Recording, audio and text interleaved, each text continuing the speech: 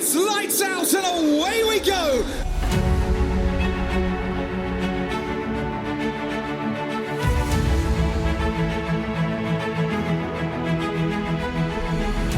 Esto es Entre Circuitos, tu podcast de motorsport.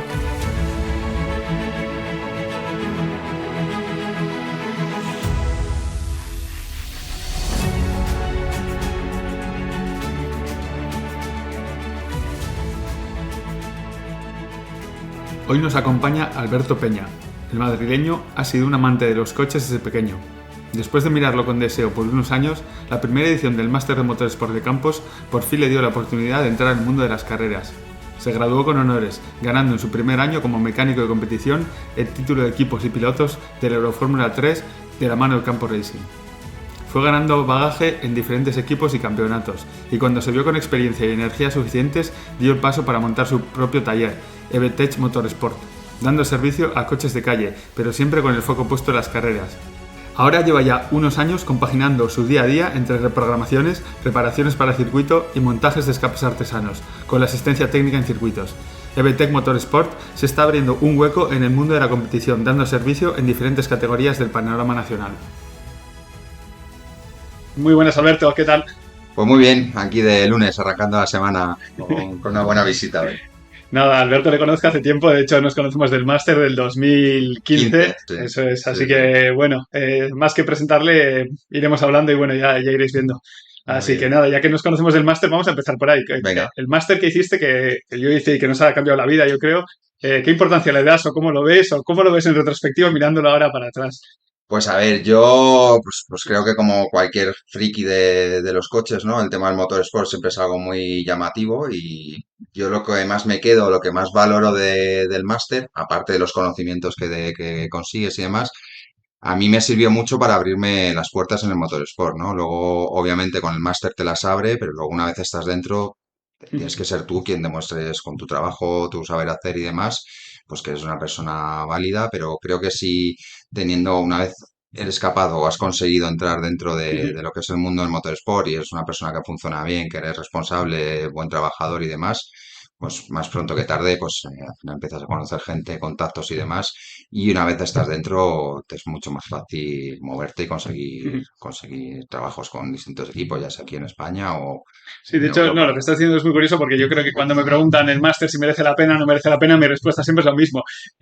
Si no tienes contactos dentro y quieres trabajar, pues sí, pagas 9.000 euros y es tu forma de entrada, porque es que muchas veces si no, no hay puertas. Miras Claro, y dices, ¿cómo entro? claro, ¿A quién escribo? Entonces, hombre, pues sí que enseñan cosas y ahora hay más. Además, no me paraba a mirar exactamente qué es lo que se enseña en cada uno, sí, pero yo creo pero que sí es esa la forma de romper la barrera de entrada, ¿no? Y claro, yo sí que pienso que sin eso igual no estaría en las carreras hoy en día. totalmente de acuerdo. Yo siempre lo veía como algo muy inalcanzable, ¿no? Algo que siempre me había llamado la atención, porque nunca había sabido cómo acceder a ello y la verdad es que luego aparte obviamente los conocimientos técnicos y sobre todo las prácticas, que yo además tuve la suerte de hacer la Fórmula 3, la Eurofórmula en la temporada completa con Leonardo Pulcini, que además tuve la suerte también de mi primer año en Motorsport ganar el campeonato, que eso Sí. es raro. Pero sí, sin duda lo que más me quedó, aparte de la formación técnica, el abrirte las puertas a conocer gente y a luego ya pues empezar a moverte. Sí, Y sí. ya que lo has nombrado, Fórmula 3, eso, empiezas primer año, prácticas, bueno, Campos en ese momento estaba el Eurofórmula súper fuerte con creo que eran 4 o 5 coches, Justo, sí. Menchaca también estaba por Sí, ahí sí. y habían ganado con Palou el año anterior, podía ser. Correcto. No sé si el anterior o Bueno, 2014 o sí, 2013, no me acuerdo, no sé pero yo sí, tampoco, pero vamos, sí, que estaban pero fuertísimos y eso, pues hubo bastante gente que se quedó y vamos, me sí. imagino que de que no hubiéramos tenido casi contacto con el motorsport, a pasar a estar en la Fórmula 3 es como... La verdad es que sí, y encima, joder, ganar el campeonato, pues a ver, siempre que estás en el circuito, ¿no? Siempre vas con la intención o tu idea es pues conseguir los mejores resultados posibles, pero si encima te estás jugando un campeonato, pues siempre te da ese plus Sí, sí, de motivación, sí. ¿no? Y que el Porque ambiente del equipo suele ser mejor y eso todo, es, sí. eso es. Cuando las cosas salen y funcionan, a ver, que vayan mal no significa que siempre vaya a haber mal ambiente, pero obviamente, pues lo puedes ver en la Fórmula 1 Sí, mismamente, los equipos que están arriba, los que están abajo, las caras en el box, ¿no? sí. Entonces, pues sí, la verdad es que en ese aspecto muy, muy contento, la verdad. O sea, Bueno, y Fórmula 3, ¿cómo avanzas de Fórmula 3? ¿Haces prácticas? Bueno, al final, en las prácticas, como creo que los másters ahora y en campos en ese momento, algunos hacían una temporada, otras carreras sueltas, depende de cómo iba a estar alargado más, pero en tu caso hiciste toda la temporada, creo, ¿no? correcto, o Eso sea, es. yo hicimos la parte de teoría aquí en Madrid, que fueron 3 meses, luego estuvimos en Valencia y Barcelona. Yo en Valencia tuve la suerte de hacer las prácticas con los antiguos GP2, que Ujú. bueno, que no nos dejaban tocar mucho en aquella época. De hecho, me acuerdo el mecánico que está con nosotros que nos llamaba carniceros, ¿no? Porque bueno, al final vas con muchas ganas, con mucho ímpetu, mucha ilusión y ellos son los que te dicen frena, Sí, ¿no? sí. Las cosas despacio y con buena letra. Y nada, y luego pues eso, luego me cogieron para de segundo mecánico con la temporada completa. Y yo antes de, o a la vez más o menos que empecé el máster, Ujú, empecé a trabajar también en Racing Import, que para ujú, los que no lo conozcáis es simplificando mucho, el recambista de los equipos de carreras, ¿no? Es el distribuidor ujú, de AP Racing, Ferodo, Pagit y demás, que en ese aspecto luego estuve allí 3 o 4 años trabajando y a nivel técnico de información ujú. trabajabas directamente con los ingenieros de la fábrica y demás. Entonces tenías acceso a mucha información, en muchos casos confidencial o que no es fácil acceder a ella. Y también me vino muy bien el punto ese, ¿no? De formación técnica, pero bueno, yo soy una persona que siempre me gusta estar con las manos manchadas, ¿no? Y el trabajo de oficina está bien, pero a mí me gusta no ver los toros de la barrera, sino Ya, estar ahí está, quemándote el olor a gasolina de y todas formas dices eso, que ibais a las carreras y dabais un servicio técnico, pero lo que, no solo el conocimiento, sino lo que llegaste a aprender ahí, entiendo que será muy diferente, ¿no? Porque no es lo mismo estar dentro de un equipo en el que tú eres un mecánico y estás con los claro. ingenieros, tal, a que tú estés dando el servicio, les estés dando la información en un mismo fin de semana, trates con 20 equipos diferentes, te vean la cara en 20 equipos, Claro. eso entiendo que es muy enriquecedor, ¿no? Igual te aburriste, pero como sí te Bueno, a da ver, un... la parte de los circuitos, cuando estaba en el circuito no me importaba tanto, era más el trabajo diario de oficina, pero sí que es verdad lo que tú dices, que al final, o sea, tú cuando estás en un equipo, al final eres un mecánico y ellos te dicen, pues cambia estas pastillas, cambia este tal, pero sin embargo, cuando estaba allí en Racing Import, tú eres un asesor técnico, ¿no? Entonces, aparte de vender piezas o repuestos o lo que pueda necesitar el equipo, también tienes que asesorarles. Oye, pues me pasa que tengo que a final de recta se hunde mucho el pedal o bloqueo mucho el eje trasero, pues oye, pues prueba una bomba con mayor diámetro, con menos diámetro, prueba con otro compuesto de pastillas, prueba a jugar con el repartidor de frenada, explicar algo que parece en el mundo del motorsport parece algo evidente y básico, ¿no? Pero explicar simplemente cómo rodar unas pastillas y unos discos, ¿no? Porque por mucho que se lo expliques al piloto, luego ves la data, primera frenada, 100 bares. Es como, joder, te acabo de decir que las ruedes poco a poco, que vaya cogiendo temperatura y de hecho algunos bajan del coche motivado, mira, mira cómo te rodan las pastillas, tal, y ves la gráfica y 80, 90 bares, es justamente todo lo contrario, ¿no? Tema Entonces, muy interesante y te interrumpo ahí. Hablando de rodar pastillas, tú que has estado ahí, o bueno, no sé si llamarte experto de frenos, pero que tienes unos sí, conocimientos, sí.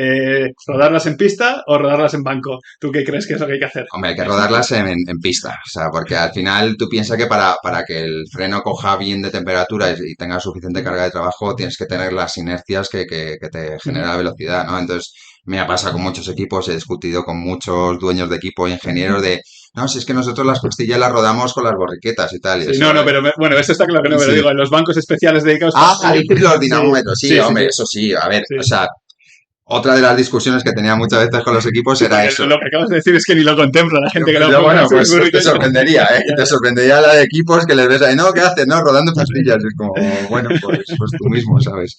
A ver, evidentemente lo bueno que tiene un dinamómetro es que puedes hacer frenadas, el primer bloque de frenada 10 bares, 20, 30, puedes hacer de una forma súper precisa, que en un circuito el principal problema suele ser el piloto, que por mucho que se lo expliques, luego hace lo que quiere, y de esta manera te garantizas al hacerle un buen rodaje a las pastillas, consigues que te duren más y sobre todo que el performance o el rendimiento de la pastilla sea acorde, porque si lo que haces es pegarles un calentón de primera, lo que haces es cocerla y las pastillas son 40, 50 compuestos químicos que se polimerizan y que necesitan temperatura para polimerizar y si lo haces todo de golpe, lo único que haces es estropear la pastilla. Entonces, la forma o la mejor forma de hacerlo es con en la fábrica, que de hecho Paggi te da la opción de venderte las pastillas con el rodaje ya hecho, pero claro, cuando ibas al equipo y le decías, no, las normales son, me lo invento, 400 y rodadas valen 600, joder, 200 euros por rodar las pastillas, sí, pero era eterna la discusión. Tú haz los costes, o sea, cuenta el coste por kilómetro de que te cuesta el coche y sobre todo que de esta, que aunque por muy bien que tú se lo expliques al piloto, nunca va a estar igual de bien rodada que en fábrica. Entonces, Yo siempre recomendaba eso, pero bueno, luego está la parte económica. No, está claro, yo lo recomiendo siempre Sí, también. Y lo que tú dices, porque yo no he hecho números y no sé cuánto le cuesta el kilómetro a cada te equipo o digo, cada coche, pero si lo calcularan y vieran el tiempo y que luego que tú cuando vas a un test o lo que sea has alquilado la pista por 8 horas, claro, si calculas cuánto te ha costado la pista y claro, demás, claro. yo creo que nunca sale rentable, pero bueno, eso siempre, Esa es la no eterna sé, por discusión, eso. la eterna discusión porque es algo que me harta de decirlo y bueno, a algunos equipos les convencías y luego cuando las prueban decían, hostia, pues tienes razón, ¿sabes? Era montar las pastillas y salir a correr, no tenías que estar preocupado y Sí, luego, sobre todo, aparte del tiempo que pierdes en rodarlas, el rendimiento que le sí. sacas a la Luego, lo pastilla. que pasa es que hay casos, por ejemplo, nosotros en la carrera CAP este año, y digo este año, pues bueno, con el Sí, 992, sí, ves equipos que ruedan pastillas, vamos a decir bien, o como dice el fabricante, y ruedan discos. Hay otros que salen a quali con discos usados y pastillas nuevas y directamente lo hacen ahí, y hay otros que no sabes ni lo que hacen. Y luego ves como hay casos, no siempre, pero hay casos en los que los tres pilotos o los tres equipos están en el top 5, en el top 3 y dices, a ver, no sé, igual es que luego le dura menos a uno, o es que es el piloto, pero es eso da lugar a la polémica de decir, joder, si aquí hay tres equipos, hay tres casos diferentes, y los tres están arriba, pues haré lo que quiera, no sé, ya. ¿no? A ver, eso luego es que yo lo que siempre digo, no sé decirte un porcentaje, pero el 70-80% de los problemas que hay en el motorsport, el problema suele estar entre el bucket y el volante, ¿no? Entonces, depende mucho de lo profesional o lo bueno que seas el Sí, piloto a la hora de...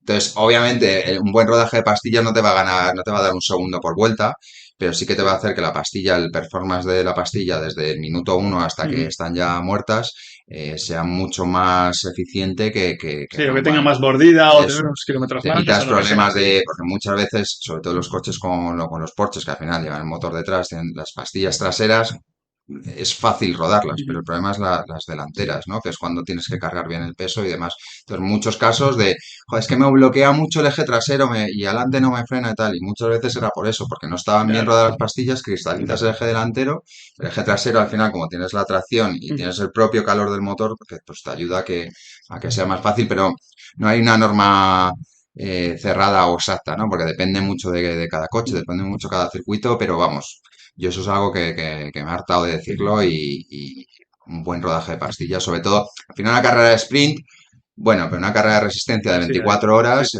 me acuerdo en 2018 creo que fue las 24 horas de Barcelona en Montserrat, que le Ujú. vendimos unas pastillas Pagis rodadas, hicieron con un solo juego, en el eje trasero, Sí, pero con un solo juego las 24 ya. horas. Claro, entonces ahí es donde, joder, solo el tiempo que pierdes o que ahorras, mejor dicho, en cambiar las pastillas Sí. del eje trasero, solo cambiaron las delanteras no me acuerdo, a las 18 o 19 horas, Ujú. que es una barbaridad en un Ginetta, en un coche con motor V6, que ya es un coche decente. Entonces, eso es lo que te hace el tener una Y al usarlas pastilla, bien, ¿no? el Sí. rodarlas bien, sobre todo rodarlas bien. Eso es, Bueno, eso es. dejando esto de Sí, lado que ya dejamos frenos. volvemos. Tú has dicho que estás en Racing Import al mismo tiempo que estás en Campos. Correcto. ¿Hasta cuánto dura esto? ¿Cuánto tiempo estás en Racing Import o cómo vas ahí? Pues yo en Racing Import estuve hasta, creo que fue 2019, me parece, principios de 2019. En 2016 compaginé las prácticas de campos de la Fórmula 3 con Racing Import y luego ya en 2019 pues me salió la oportunidad o me vine arriba con la idea de montar un taller, ¿no? Y pues nada, y desde 2019 pues que abrimos el taller y aún así pues bueno, he seguido haciendo el primer año, bueno, cuando abres un negocio siempre tienes que estar aquí un poco tal, pero luego sí que he intentado de vez en cuando por lo menos un Hacer campeonato eso. hacerlo, sí. Pero vamos a pararnos ahí en el taller. Tú dices que lo abres, entiendo que eso no es, venga, dejo Racing Import y abro. Me imagino que esa idea te llevaba rondando un tiempo y, ¿no? ¿Cómo, Claro, cómo llegas a ese punto de decir, venga, me voy de aquí y monto esto? pues a ver, yo pues a ver, el principal motivo era el que os decía antes, ¿no? Que al final, aunque íbamos a circuito y tal, al final era un trabajo de oficina, para mí, bajo mi punto de vista, era más trabajo de ingeniería que de mecánica, ¿no? Y lo de tener el taller, pues siempre había sido mi sueño desde que tengo uso de razón, siempre he tenido ganas de tener un taller, no un taller al uso, sino un taller enfocado al tema de motorsport, aunque aquí hacemos de todo, hacemos revisiones, ruedas y demás.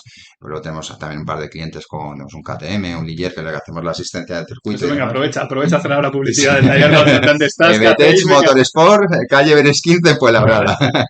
Y si no, si os metéis en nuestro Instagram lo veréis bueno, que además el año pasado cogimos un community manager y demás, estamos subiendo mucho contenido, además muy interesante, y aparte de lo que es un taller, pues toda la parte de las carreras. Hace poco que estuvimos en el CRT con el Iller, pues como es todo el tema de las verificaciones y demás. Y nada, y la historia fue esa, pues me surgió la oportunidad por sobre todo el tema económico, que al final es la mayor limitación. Y nada, y aparte de, ayer lo abrí a finales de 2019 y luego pues eso, está compaginándolo con la Lamborghini Super Trofeo, Carrera Cup alemana, Creventic. Luego también cuando estuve haciendo el máster hice un par de carreras con los Clio en SMC. He hecho también alguna carrera con Ferrari, con F Corse y este año pasado, porque en 2022 tenía 3 campeonatos, tenía Super Trofeo, Carrera Cup y Creventic, más el taller, que era o sea, mi mujer, la pobre, o sea, tenía un póster ahí mío en la habitación porque entre las horas que dedicas al taller y luego los viajes, las carreras y tal, entonces ya eso fue como un poco de, vale, las carreras están muy bien, pero claro, hay que Sí, buscar un voy a dar un paso punto atrás, ¿no? punto intermedio, sí, porque es lo que te decía antes, que el cansancio físico es duro, pero el cansancio mental es complicado de llevar, ¿no? Pues nada, te decía que diste un paso para atrás, pero vamos a dar nosotros un paso para atrás también. Abres el taller, dices que abres el taller, tú no has sido piloto, pero siempre te ha gustado meterte a circuitos, has hecho tandas, entonces eso yo creo que también te tira lo que tú dices, abrir un taller no al uso, sino decir, joder, un taller un poco más enfocado a la actividad en pista o Eso es. a tandas y bueno, como que lo inicias así, ¿no? Esos son los inicios del... Esa es la idea al principio pues no teníamos asistencias de coche de carrera como tal, pero el enfoque era sobre todo gente como yo que le gusta mucho los coches, me da igual coches, sean GTIs, Cupras, Ms y demás, pues son coches que al final se utilizan para calle, que muchos de ellos incluso lo utilizan a diario, pero ir mejorándolos para que luego cuando entren a tandas pues que sean lo más eficaces posibles, siempre y cuando sin comprometer tampoco el uso de calle, ¿no? Porque ese es un poco el baremo o la parte complicada de buscar un equilibrio entre performance o rendimiento y que luego sea un coche utilizable a diario, ¿no? Entonces, pues hacemos mucho, tenemos aquí básculas de intercom para hacer los setups, suspensiones roscadas, pues luego hay mucha gente, se gasta 2.000 pavos o 3.000 en una suspensión roscada, la monta y sale a correr. Entonces, claro, es que no, a eso le pones un muelle y un amortiguador corto y ya está, ¿no? Entonces, toda esa parte que aprendimos en el máster, todo lo que aprendes en la competición, pues aplicarlo a los coches de calle, sobre todo con el enfoque de gente que entra a tandas o aunque no entra a tandas, pero simplemente que le gusta pues los fines de semana irse con los amigos al puerto y pasaslo bien con el coche, ¿no? Entonces, esa era un poco la idea original.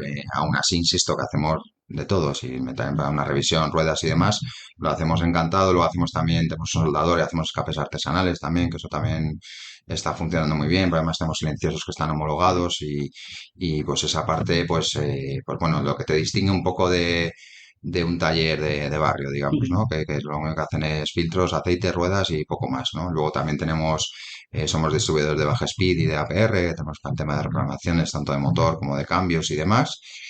Y bueno, homologaciones pues de todo, de suspensiones, los cambios que hacemos y bueno, alguna cosa Vamos, más que seguro. que le dais a todo un poco. Sí, a veces lo que te digo, a lo mejor, a veces demasiados frentes abiertos, ¿sabes? Bueno, Porque y uniendo un poco, como has dicho, lo de las carreras, el conocimiento que has aprendido ahí con lo que hacéis en el taller, ¿cuál sería el cambio que le hacéis a los coches de calle para circuito que crees que mayor rendimiento le mejora o mayor mejora de rendimiento le trae, pero que sirva todavía para calle? sí. Y al mismo tiempo, ¿qué es lo que más has aprendido o qué es lo que puedes traer de los circuitos al taller que más te haya servido que digas, joder, esto que he aprendido aquí o esta forma de trabajar Claro. es la que suele ser más diferente y sin embargo yo la aplico y me ayuda? Claro.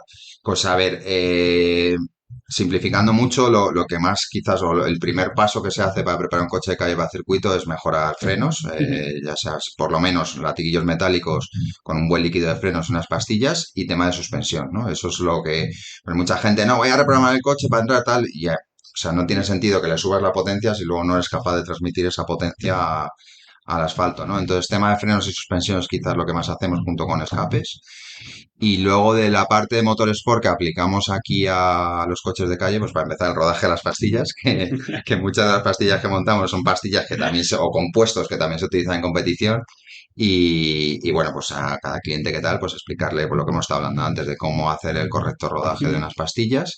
Y luego, sobre todo, también pues todo el tema de los setup, el tema de los ajustes de caídas, convergencias, tema de las presiones, que parece una Sí. tontería, pero tener las presiones, coger presiones o bajar las presiones en frío antes de entrar, hacer 3, 4 vueltas, pararte, coger presiones, pues todos esos procedimientos que en un circuito o en el motorsport son algo muy habituales, pues eso es lo que intentamos transmitirle a los clientes para que siempre y cuando que cuando vas a un circuito, pues siempre tienes los riesgos que supone ir a un circuito, pero dentro de que por lo menos el coche tenga una preparación mínima para que puedas disfrutar. Me acuerdo en alguna tanda de al principio de abril que me acuerdo que era una SLK, no sé qué coche era, que yo esto no lo he visto en la vida, entró con el coche de serie totalmente y le explotó el vaso del depósito del líquido de frenos de la temperatura. No lo he visto nunca, pero para evitar ese tipo de problemas, ¿no? Porque joder, final de recta de Jarama a 200 y pico, pisas el pedal, se te da abajo y no, Sí, no sí, mola, tienes que ¿sabes? No pasarla. mola. Y que luego muchos de esos coches, luego la gente los utiliza el lunes para ir a trabajar, ¿no? Entonces, pues esa es un poco la idea, ¿no? Transmitir todo lo que nos han enseñado en el máster y sobre todo lo que vas aprendiendo de métodos de trabajo en el circuito, pues aplicarlo también, que eso me sirve para los coches de calle y sobre todo para los coches de carreras, para cuando hacemos las asistencias, porque lo bueno que tengo que yo he visto dentro de un equipo de carreras, he tocado todos los palos, desde la parte técnica que hemos hablado antes, la parte de mecánico, la parte de jefe de mecánicos, de organizar a los mecánicos y demás.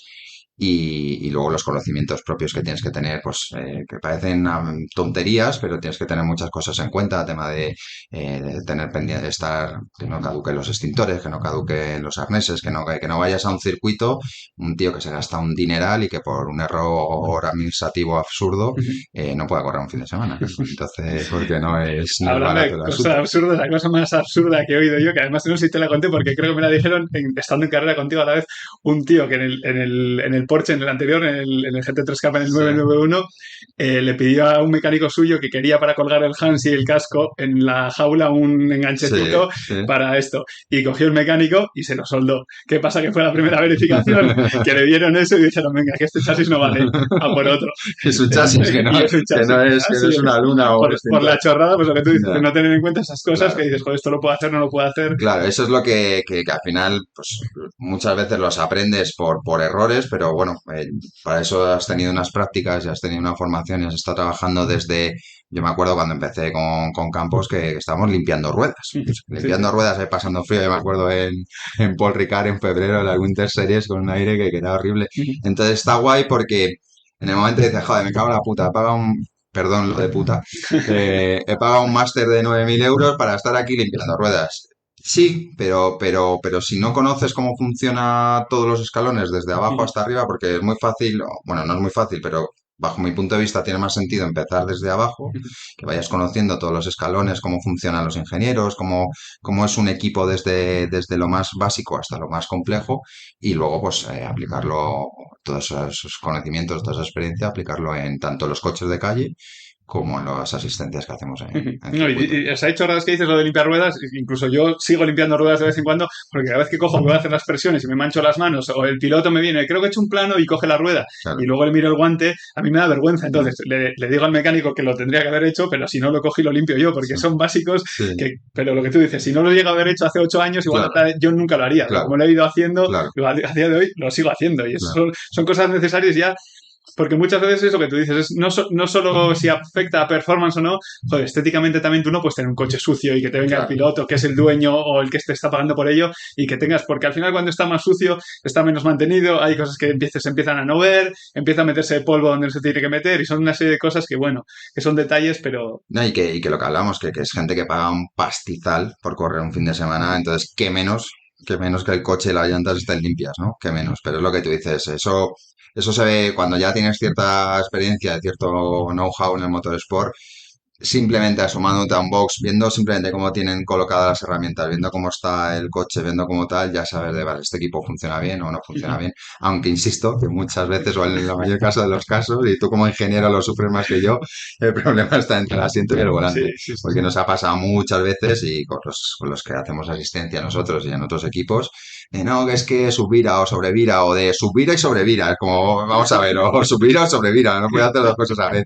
Le baja, se sube un coach o un piloto con experiencia tal y ¡pum! Pues, Sí, sí, sí. perfecto, ¿no? Entonces, muchas veces, sobre todo vosotros, yo siempre digo que tenéis que hacer muchas veces más de ingenieros, o sea, perdón, más De psicólogo, de sí. psicólogos que de ingenieros. Sí, sí. Porque sí, al final muchos de ellos son gentlemen, que no son pilotos profesionales, pues, gente con mucho dinero, con mucho ego, mucha testosterona, que se piensa que son los Fernando Alonso de turno y muchas veces tienes que bajarle los pies al suelo y decirle, oye, mira, no, esto es así, esto pasa por esto, por lo otro, o simplemente, que también me ha pasado, ahora cuento de las pastillas, hacer una frenada regresiva, ¿no? Que son básicos, porque tú en calle frenas de menos a más, pero en un circuito le pegas el zapatazo al freno y vas levantando para modular la frenada. Pues ese tipo de cosas que mucha gente que por el hecho de tener dinero ya tienen opción de subirse a un coche, pero hay muchas cosas que no las Sí, que es desconocen gracioso, sí. y que sobre todo que se las intentas explicar y parece que les estés contando aquí una de indios y vaqueros, ¿sabes? Así es, sí, sí. Bueno, volviendo a los coches, hemos dicho eso, que tocaste fórmulas, has hecho pues Lamborghini, Porsche, ahora coches de calle que adaptas para el circuito. ¿Cuáles son las diferencias que ves entre estos tres, sobre todo los Fórmula, los GTs y los coches de calle adaptados a circuito? ¿Cuáles son los cambios más grandes entre ellos? Pues a ver, los fórmulas quizás para mí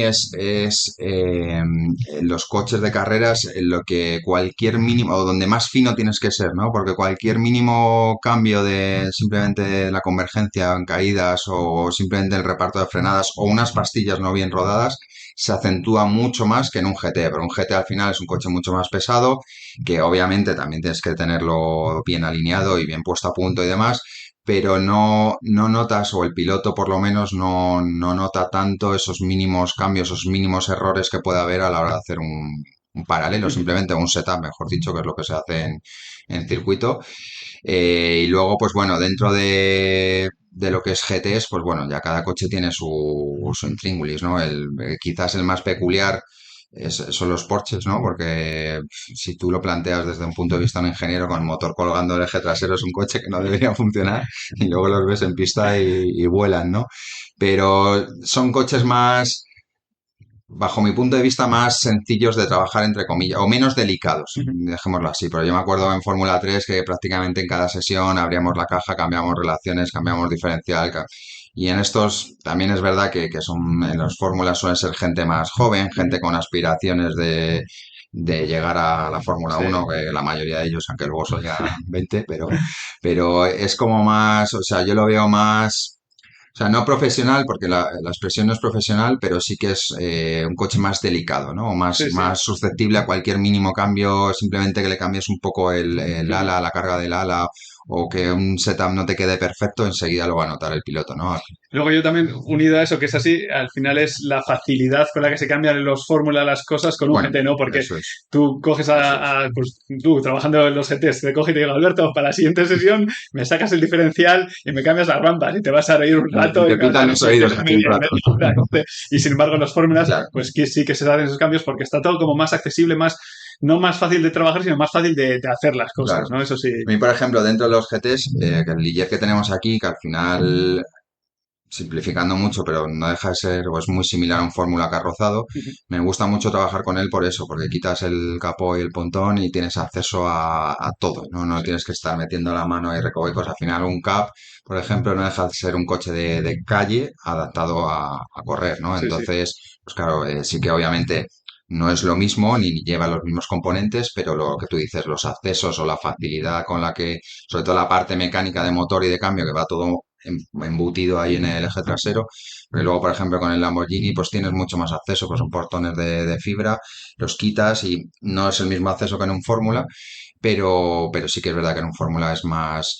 Al final es un coche pensado para correr. O sea, desde el Sí, minuto desde que lo uno, empiezas a diseñar claro, está pensado para está ello, pensado sí. para ello. No es un coche de calle adaptado para correr, ¿no? Como la mayoría de los GTs. Sin embargo, el Ligier al final es un coche de carreras puro y duro. No, Sí. no, no hay versión no hay un coche de calle que Ujú. hayan adaptado. Entonces, pues llevas un monocasco que no es carbono, pero bueno, lleva el cockpit del piloto, el motor anclado a la parte trasera y luego la caja de cambios. O sea, el propio motor y el cambio es el que hace de chasis. Las suspensiones de pushrod y demás. Entonces, es muy similar en Ujú. ciertas cosas a un Fórmula, que luego tiene otras cosas como buen coche francés, que es un poco más por culeras, pero a mí me parece un buen coche para dar a gente o mucha gente que por desgracia se queda por el camino de los fórmulas y al final tienden a GTs porque tienes más posibilidades, incluso a nivel profesional, pero tienes más abanico de opciones. A mí me parece muy buena opción de adaptarte de un fórmula. Al final la conducción de un fórmula no es la misma que en un GT, igual que no es igual un Lamborghini que en un Porsche, ¿no? Pero sin embargo esto es como un híbrido entre Sí, un entretenimiento, fórmula sí, sí. y un GT, Ujú. ¿sabes? Hablando de Ligier, que estás hablando de que dais servicio así, además de taller, no sé cómo estáis catalogados, cómo sois así, pero vamos, vosotros ya sois un equipo de carreras, ¿no? Sí, Entiendo, porque sí, dais correcto, servicio, que hay correcto. muchos equipos, bueno, no sé si la gente sabrá, pero hay diferentes formas de ser un equipo. Hay equipos que tienen los coches en propiedad y los alquilan, Mm, otros equipos no tienen en propiedad los coches, sino como vosotros dais un mm, servicio, eso así que es. eso sois taller y ya sois Un equipo equipo de de carreras. carreras, eso es. ¿Cómo se llega a ser un equipo de carreras? En el sentido, hay muchos talleres aquí alrededor Mm. también. ¿Esos por qué no son de equipos de carreras? ¿Porque no les vienen los pilotos o vosotros habéis buscado? ¿O cuál es el camino que recorres hasta que dices, venga, EBT, que es además de un taller, un equipo de carreras? Claro. Pues al final es lo mismo que hablamos cuando hicimos el máster de los contactos. Básicamente se resume a eso. Yo, el primer cliente que nos salió, me acuerdo que fue a través del equipo alemán en el que tú estabas Ujú, también, que trabajabas conmigo. Pues me pasaron un contacto de un cliente aquí en Madrid y demás, bueno, que tenía el Ligier, ujú, que fue con el que empezamos. Y bueno, y al final, pues como a esa persona el contacto se lo da un equipo con el que tú has estado trabajando, con el que te han visto cómo trabajas y demás, pues te hace que la gente confíe en ti, no porque digas soy Alberto y tengo un equipo de carrera, sino ujú. porque puedes demostrar o puedes atesorar tus conocimientos o tu formación en el motorsport, ¿no? Y esto un poco lo mismo. Empezamos con el Ligier, luego el cliente, estuvimos un año con él. El cliente compró otro coche, compró el KTM y al cliente al que le vendimos el Ligier, pues igual, pues como vio cómo lo tenemos de mantenido, le gustó mucho nuestra forma de trabajar y demás, pues nos salió un segundo cliente y pues poquito a poco. El problema, como tú bien sabes, el motorsport aquí en España, que es complicado vivir solo de las carreras. Por desgracia es complicado, igual que en Inglaterra, Alemania, incluso Francia, eh, es más fácil o hay más eh, Sí, afición o pasión por el hay motorsport más de todo, hay más afición, hay más opciones, y hay hay más más dinero. dinero, hay, pues, en general, Entonces, de todo lo relacionado con el mundo del deporte hay más. Sí, claro, sí. entonces aquí en España pues es complicado, pues igual que cuando entras de mecánico, pues es complicado conseguir clientes que se puedan gastar 15, 20 o 30 mil euros en un fin de semana, ¿no? Solo para correr. Entonces, pues nada, me salió a través del equipo este de los Porsches y nada, pues hasta hoy. ¿Y porque lo has dicho, hay que encontrar un equilibrio? ¿Cómo encuentras ese equilibrio? Entiendo, tú abres el taller y no te puedes ir el primer año Claro, cada dos por tres porque hay que llevar el taller. claro. Al mismo tiempo, si quieres ir creciendo, sí que tienes que dedicar más días y luego entiendo que económicamente pues sí que os aporta un poco, pero también tendrás que sustituirte a alguien aquí. ¿Cómo encuentras ese equilibrio o cómo lo has ido buscando poco a poco hasta llegar hasta donde estás hoy? Pues, a ver, el equilibrio lo tienes que ir viendo sobre la marcha. Al principio, como tú dices, pues tienes que estar aquí como un esclavo. Poco a poco, pues el taller, por suerte, ha ido creciendo. Cada vez hemos ido cogiendo más mecánicos y el hecho de tener más mecánicos, tener una persona aquí en administración que esté con el tema de los presupuestos y demás, a mí me libera para poder irme a las carreras.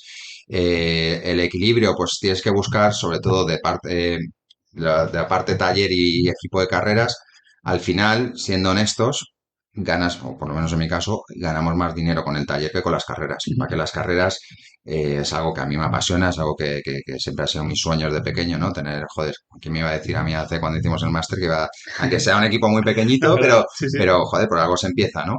Y pues un poco eso, tienes que buscar el baremo entre la parte mental o psicológica que te dice sí a las carreras y luego la parte económica para que esto sea rentable y puedas mantener esto y sobre todo hacerlo crecer.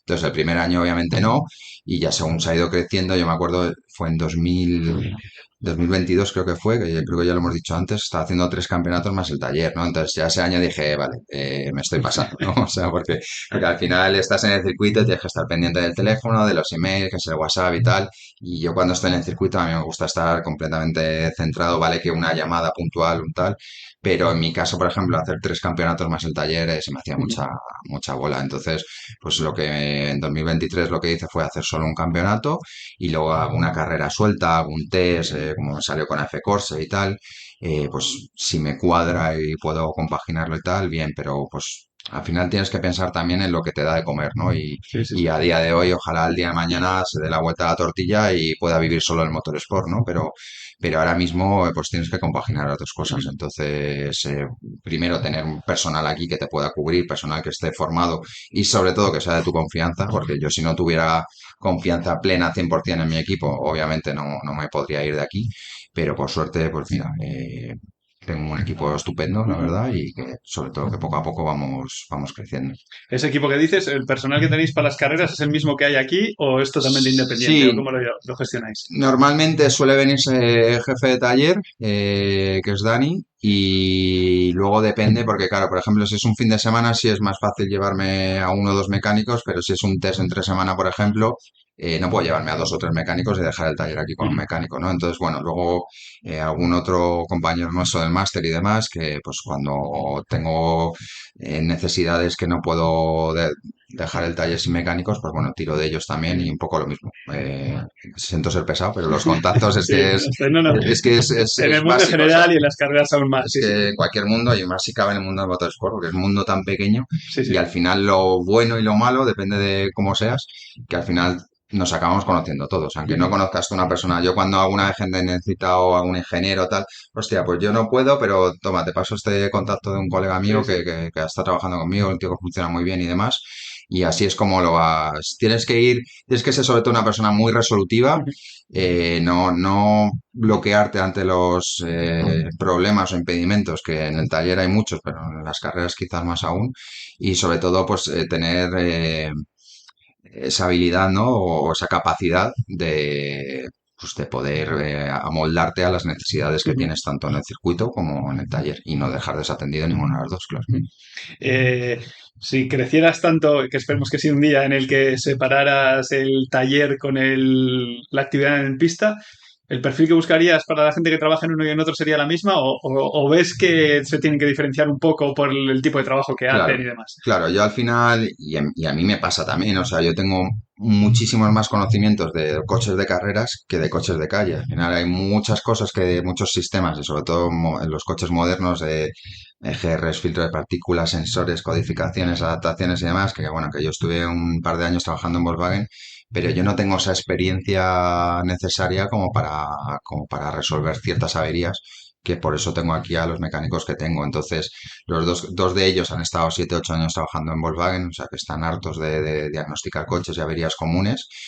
Y sin embargo, para el tema del motorsport, tienes que tener otros conocimientos que aunque hayas trabajado mucho con coches de calle, no es viable, ¿no? Entonces, lo que se suele hacer con el tema de, bueno, mecánicos y de los ingenieros, tener una persona aquí en el taller que te valga un poco para todo, como es mi caso con el jefe de taller, que es experto en coches de calle, pero que también tiene ya cierta experiencia con coches de carreras, y luego tirar de mecánicos freelance, que es como se hace en la mayoría de los Sí. casos o sea, mi idea porque de hecho estamos ya con idea de cambiarnos de nave y demás, es en la misma nave tener una sección solo de motorsport, tener los 2, 3 o 20 coches de carreras, ojalá lleguemos a ese punto, y tener personas que se dediquen solo a los coches de carreras y luego personas que estén con los coches de calle, porque al final la base es la misma, todos tienen motor y ruedas y frenos, pero no es lo mismo. Sí, sí, no, la forma de trabajar y todo está Claro, claro.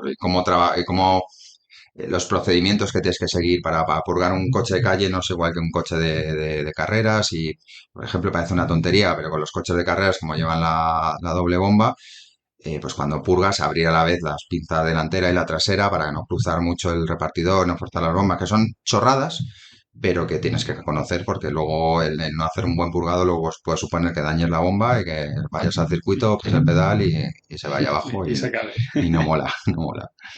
Eh, Yendo al tema económico, que siempre es el más difícil, en el sentido, tú cuando te viene un coche que hay, entiendo que sabes que le vas a cobrar porque le dices, mira, pues va a ser esto, la pieza costará tanto, la mano de obra está a este precio y demás. Cuando vas a los circuitos entiendo que no lo podéis hacer así. Y será difícil hacer el cálculo porque tampoco le dirás, no, ya te diré cuando acabe la carrera lo que te voy a cobrar. Entonces, ¿cómo lo hacéis para no pillaros las manos y que no acabe un fin de semana y le hayas cobrado 10 al cliente y hayan sido 15? O al revés, os quede tan grande. ¿Cómo se calcula eso un poco? ¿Cómo tiráis o cómo lo hacéis vosotros? Pues a ver, la mejor forma de calcularlo es con experiencia, porque ya una vez has ido, ya sabes más o menos. Al principio, pues hacíamos una estimación. Yo lo que suelo hacer en estos casos, suelo hacer una estimación al cliente de lo que es la inscripción, las ruedas, gasolina, el alojamiento de los mecánicos, dietas, gasolina del transporte y demás. Más o menos funciona a la distancia, pues no es lo mismo ir a Jarama que ir a Montmeló, por ejemplo. Pues le haces una estimación, un presupuesto de, oye, me lo invento, este fin de semana calculo que serán unos 10.000 euros.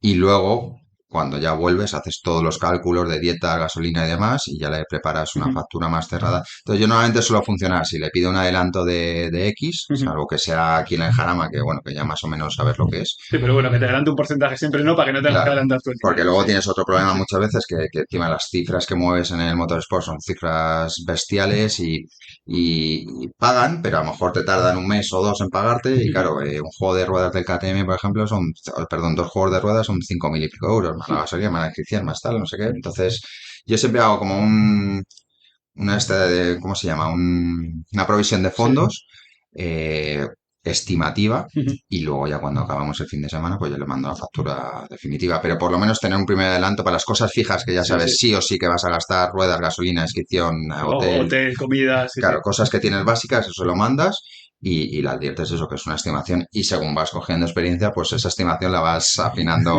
Pues la última, por ejemplo, fallé 300 euros, ¿no? Entonces, Bueno, pero sí, sí. pero ya más o menos, pero al final es como todo, es cuestión de, o sea, no hay una norma escrita de, Y el tema del servicio del coche, sí que al ser el coche de ellos pagan íntegramente todo y a medida que vaya surgiendo, ¿no? Eso sí que no hay que claro, o sea, decirle antes que nosotros le digan. cobramos por la custodia de tener aquí el coche Mm, y luego por los trabajos que haya que hacer, por ejemplo, sobre todo a final de temporada, que es cuando más está el liller, ahora por ejemplo, pues hemos sacado la caja de cambios, además como ya un embrague centrífugo, que es un poco guerrero y tal, y bueno, pues todo el tema de mantenimiento de rótulas, las juntas de las pinzas, lo que es una puesta a punto de mm. trabajo gordo suele ser cuando acaba la temporada, luego entre carrera y carrera.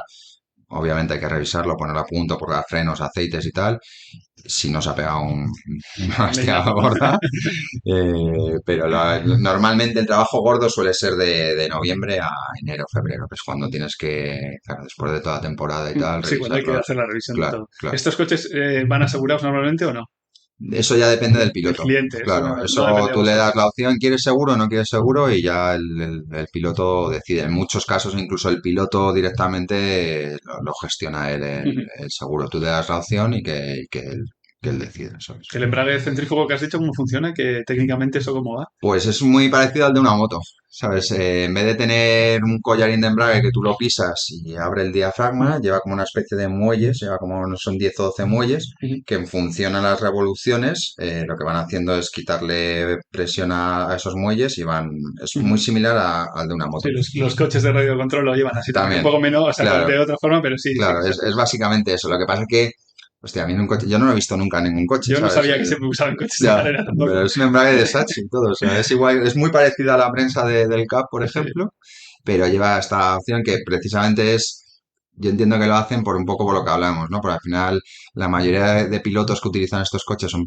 gentlemen, que no son pilotos profesionales, y estos embragues, bien sabes que son muy delicados, que en Sí. una mala salida o tal puedes fundir el embrague, y yo creo que lo hacen un poco Y que por eso. entiendo que además estos coches no participarán en carreras que las salidas sean parados, ¿verdad? Claro, Entonces todo que no salida necesitan lanzada. que tengan Claro, esa porque con salida ese y embrague sí. en salida parada o sales el último o lo trituras, ¿sabes? Calar no se les calaría. No, no, Canapé seguro que no, pero como se queda ahí con el freno pisado acelerándolo, lo derrite. O sea, es como si estuvieran con el embrague a medio pisar, ¿sabes? Entonces, pero vamos, yo no, me pasa igual que a ti. Yo cuando me dijeron que llevaba un embrague centrífugo, dije, ¿cómo? ¿Qué es esto? Porque, por ejemplo, el otro día en Jarama, las verificaciones, como te miden el dichoso ruido, que el otro día subimos un reel de esto a nuestra cuenta, te dicen, no, aceléralo tal, y es como, bueno, te lo acelero un poco, pero no puedo pasarlo 2.000 vueltas, porque es que si no, claro, es como si estuvieras acelerando, claro, o sea, aunque lo hagas en Sí, neutral, sí, sí. pero el embrague sigue acoplando y sigue desgastándose, ¿sabes? Sí, sí. Entonces, es lo que te decía, cosas de los franceses. O sea, que tienen cosas muy buenas, pero tienen otras que no tienen mucho eso. Bueno, son cosas interesantes que vas viendo lo que tú dices con la experiencia, vas ganando y Claro, vas viendo claro. otras cosas. Y bueno, y hablando de este año 2024, que empiezan ahora todas las temporadas, ¿qué Mm. plan tenéis para este año? ¿Cómo lo veis? ¿Qué... Pues a ver, fijo confirmado, tenemos con el Iller el CRT, que es aquí en el Jarama. Luego quizás haga también alguna carrera suelta del CER. Y luego el KTM, en principio, lo estamos ahora con comisión de venta, que lo estamos vendiendo. Y muy probablemente, vamos, lo último que me dijo es que tenía idea de cogerse un Cup.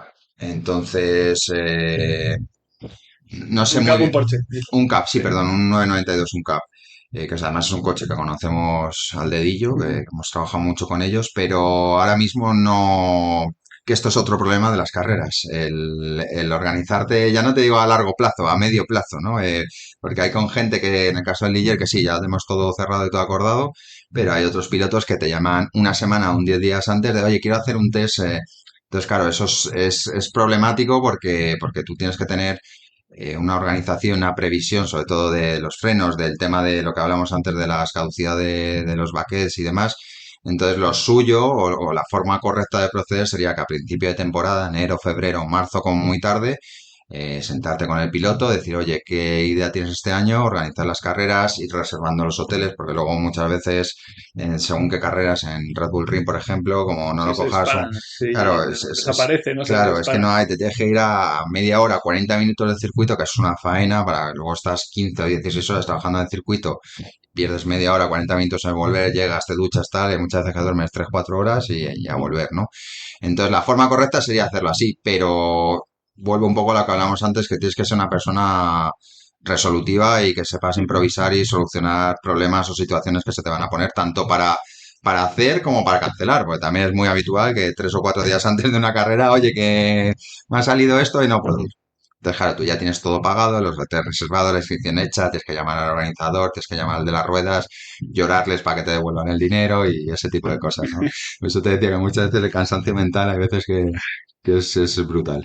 Sí, de hecho, en algún momento has dicho, bueno, a ver si crecemos y llegamos a tener 20 coches. Ya, Hay muchos equipos que ellos mismos se ponen el límite y dicen, ya, no, no, mira, no voy a tener más de 2 coches o 3 porque, mira, aunque gane menos dinero, no, pues por esas claro, cosas. Al claro, final, es las una carreras son locura. así y muchas veces lo que tú dices, de un día para otro te llaman.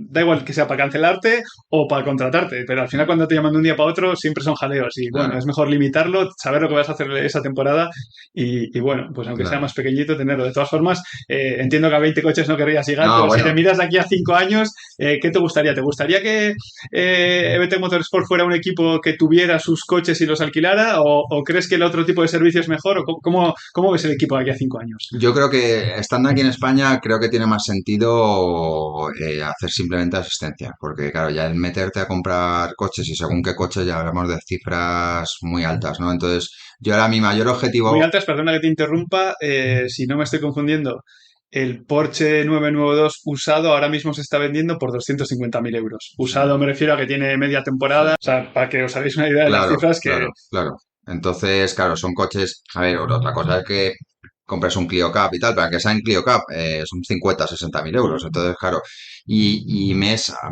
desde el punto de vista empresarial, salvo que cambien mucho las tornas y nos toque un euromillón o algo así y podamos comprar una buena flota de coches de carreras, por lo menos a día de hoy mi objetivo sobre todo es tener una nave, porque la nave, bueno, ya la has visto, se nos queda un poco por suerte, que se nos queda pequeña, Si a ¿no? medida que creces, pues va quedando Claro, pequeño, sí. claro. Entonces, sobre todo, mi mayor objetivo ahora mismo es cambiarnos de nave, tener una zona en la nave en la que solo sea única y exclusivamente para tener ahí los coches de carreras y a raíz de eso, pues intentar pues lo que estamos haciendo ahora con tus contactos y tu formación, tu experiencia y tus conocimientos, pues que te vayan saliendo más trabajos porque es lo que te digo, aquí en España por lo menos bajo mi punto de vista, creo que no tiene mucho sentido el tener 2 o 3 CAP Ujú. porque no le vas a sacar provecho, ¿sabes?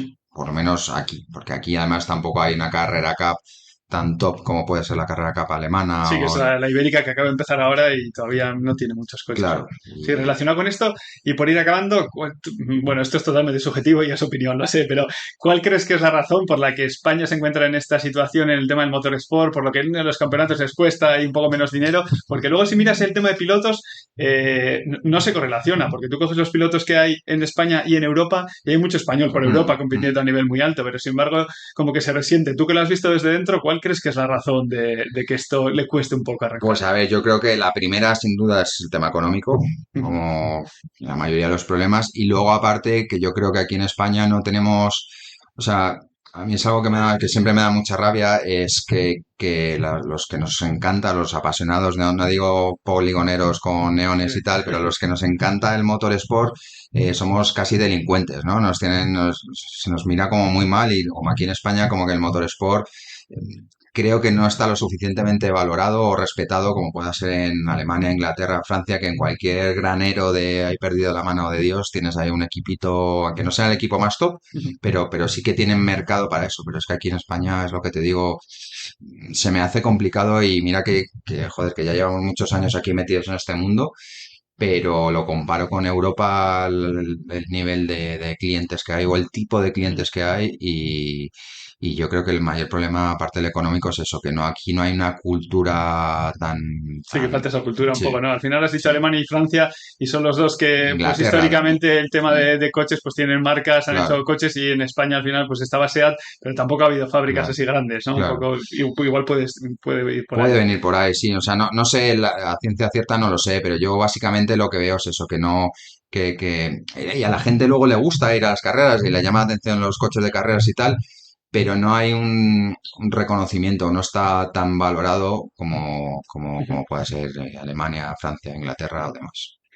Pues nada, esto ha sido por mi parte todo. No sé si tú quieres incluir algo, si quieres añadir, bueno, hacer un llamamiento a que los que estáis dudando de correr esta temporada o no, EBTEC todavía tiene sitio, así que llamadle que estéis a tiempo y no sé alguna otra cosa. Meteros en nuestro Instagram, que bueno, que tenemos un community manager que es un crack, la verdad, y para que veáis todas las cosas que hacemos, y tanto aquí en el taller como luego en las carreras. Y nada, y lo que necesitéis, aquí nos tenéis. Genial, pues muchas gracias, Alberto. A ti. Venga. Venga.